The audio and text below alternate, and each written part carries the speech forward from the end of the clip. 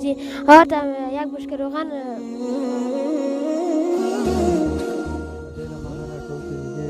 یتیمان و دیگه کندو اخر روزه که کمک بکنیم.